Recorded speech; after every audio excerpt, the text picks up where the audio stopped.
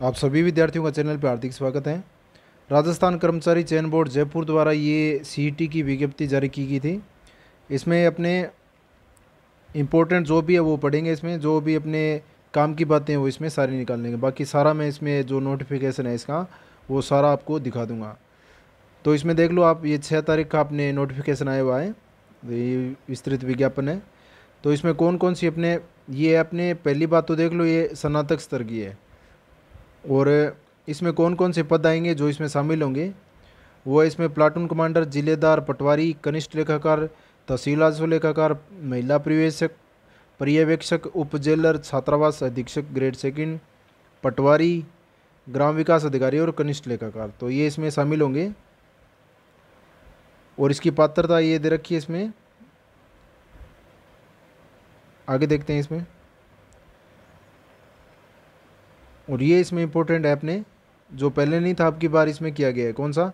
CET में अब की बार क्या है कि 40% अंक इसमें अनिवार्य लेने पड़ेंगे, यानी ये पात्रता है, नहीं तो इसमें पास नहीं होंगे। जो जनरल के जो भी अपने विद्यार्थी हैं उनको 40% और 35% जो भी अपने SC ST के विद्यार्थी हैं उनके लिए ये सामान्य मापदंड ये इसमें रखा गया है। तो ये अब की बार किया गया है। और एक इसमें नेगेटिव मार्किंग भी रखी गई है, 1/3 1/3 इसमें नेगेटिव मार्किंग भी होगी। आगे देख लेते हैं। ऑनलाइन ये प्रक्रिया अपने काम की नहीं है, इसमें OTR वगैरह।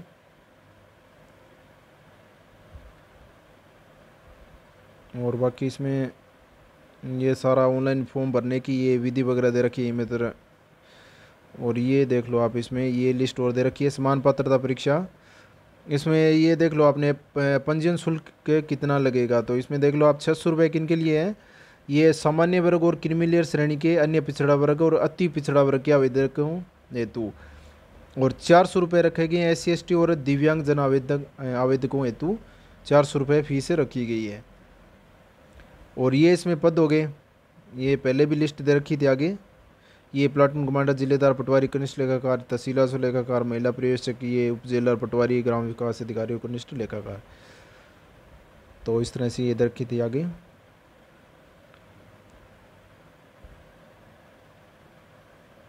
और ये देख लो आप एक बार, इसको वीडियो पॉज करके आप देख लेना अगर आपकी काम की चीज़ है तो इसमें कोई। बाकी इसमें वो ये दे रखा है छूट वगैरह, ये से एरिया जनजाति होगी, और ये खिलाड़ी वगैरह हो गए, इनकी छूट होगी। और आगे देखते हैं इसमें, ये दिव्यांगजन और ये पात्रता होगी स्नातक और उसके समतुल्य BA होनी चाहिए अपने पास। और बाकी अनुसूचित क्षेत्र के लिए ये आ गया। और आगे इसमें राष्ट्रीयता, आयु आयु 1 जनवरी 2025 तक उसकी आयु आवेदक की अपने 18 वर्ष से पूरी होनी चाहिए। और अधिकतम इसमें 40 वर्ष है और 3 वर्ष की इसमें छूट दे रखी है। और समान पात्रता परीक्षा विज्ञापन में शामिल पदों या आयु संबंधी विशेष सेवा नियम इसमें लागू होंगे। इसमें छूट वगैरह भी है, 18 से 40 मान लो आप मोटा मोटी। न्यूनतम आयु 18 वर्ष और अधिकतम 43 वर्ष। बाकी इसमें और देख लो,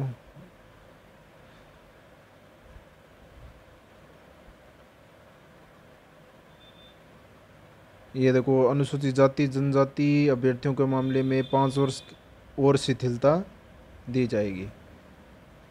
और बाकी इसमें ये देखो, ये अपने इम्पोर्टेंट डेट है, इसमें ऑनलाइन भरने की अवधि कितनी होगी अपने अपने 9/8/2024 से 9 अगस्त से लेके 9 अपने 7 सितंबर तक मध्य रात्रि यानी 12 बजे तक इसमें अपना पोर्टल ये खुला रहेगा ऑनलाइन अपने फॉर्म भरने का,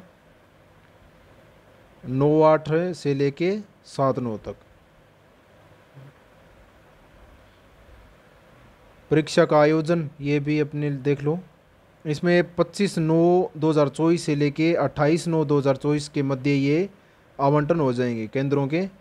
और जो भी इसमें आगे होगा वो प्रेस विज्ञप्ति के माध्यम से इसमें बता दिया जाएगा बोर्ड द्वारा। और परीक्षा एक दिन एक से अधिक चरणों में आयोजित होगी, तो सामान्यकरण यानी नॉर्मलाइजेशन होगा इसमें, वो पहले भी था अब की बार भी है। यानी किसी पारी का अगर हार्ड होगा पेपर तो दूसरी में ये इसमें नॉर्मलाइजेशन कर देंगे। और बाकी अयोग्यता ये इसमें आ गया, इसमें ये भी अपने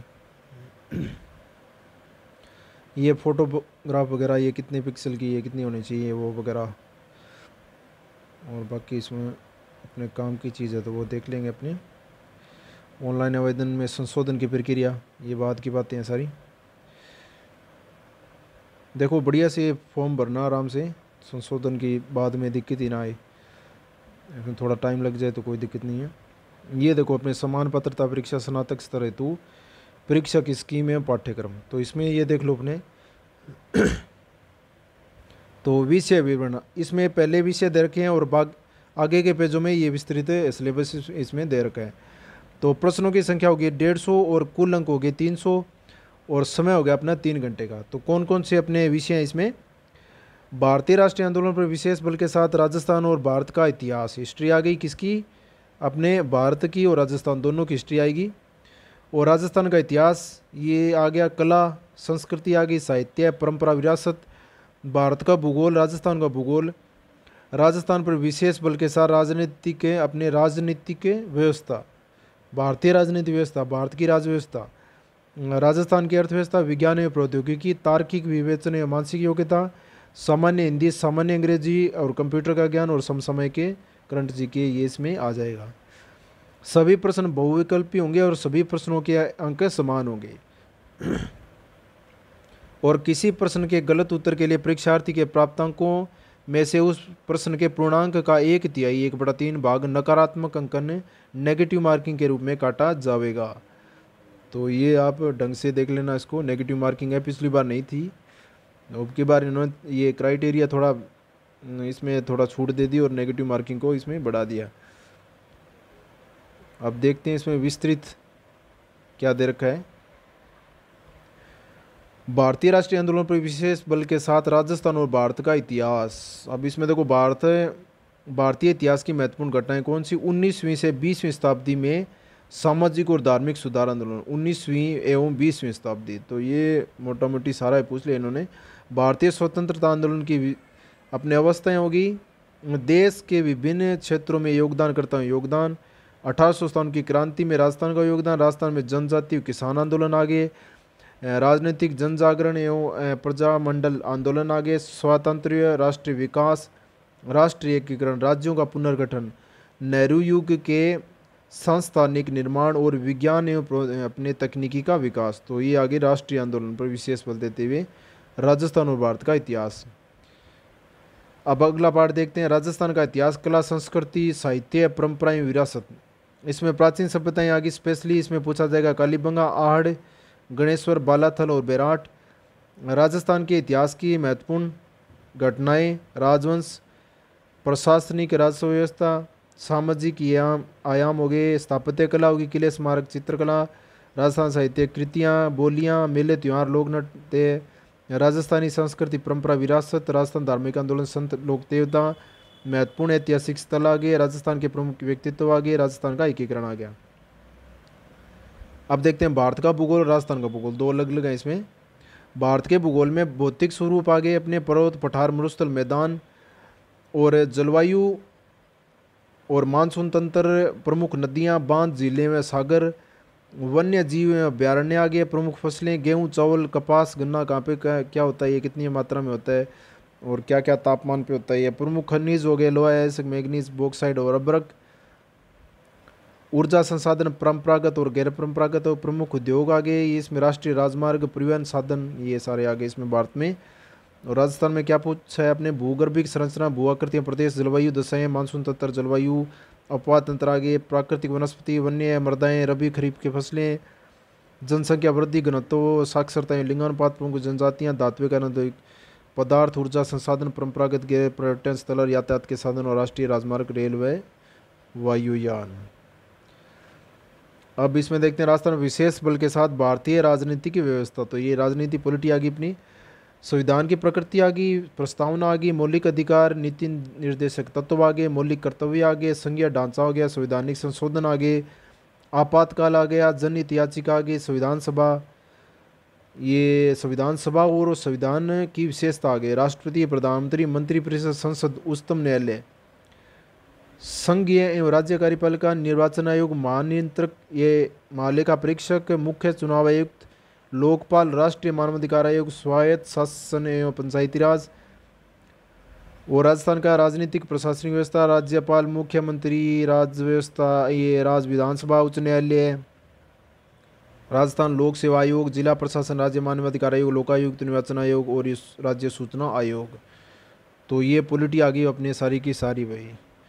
भारत की अर्थव्यवस्था, बजट निर्माण, बैंकिंग, लोक वित्त, वस्तु सेवा कर, राष्ट्रीय आय, समृद्धि, राजकोषीय मौद्रिक नीतियाँ, सब्सिडी, ई कॉमर्स, अर्थव्यवस्था, प्रमुख क्षेत्र, कृषि, उद्योग, सेवा, ये सारे आगे। हरित क्रांति, श्वेत क्रांति, नीली क्रांति, पंचवर्षीय योजना भी पूछ ली हुई। नियोजित प्रणाली और प्रमुख आर्थिक समस्याएं सरकार की पहल है।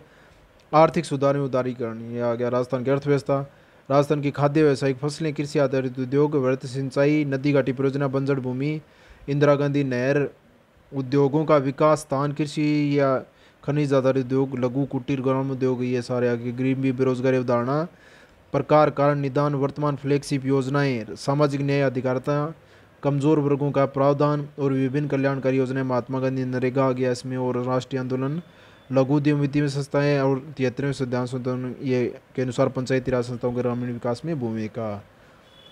इसके बाद विज्ञान प्रौद्योगिकी, सूचना संचार, रक्षा प्रौद्योगिकी, अंतरिक्ष प्रौद्योगिकी, विद्युत धारा, उष्मा कार्य बल, आहार पोषण, रक्त समूह, आहार कारक, स्वास्थ्य देखभाल, संक्रामक असंक्रामक रोग, पशुजन्य रोग, पर्यावरणीय, पारिस्थितिकी, परिस्थितिकी, जैव विविधता, प्राकृतिक संसाधनों का संरक्षण, संधारीकरण, जंतु एवं पादपों का आर्थिक महत्व, कृषि विज्ञान, उद्यान, वानिकी, पशुपालन और विज्ञान प्रौद्योगिकी, भौतिकी, अमल, क्षार, लवण, ब्लीचिंग पाउडर, खाने का सोडा, प्लास्टर और पेरिस साबुन,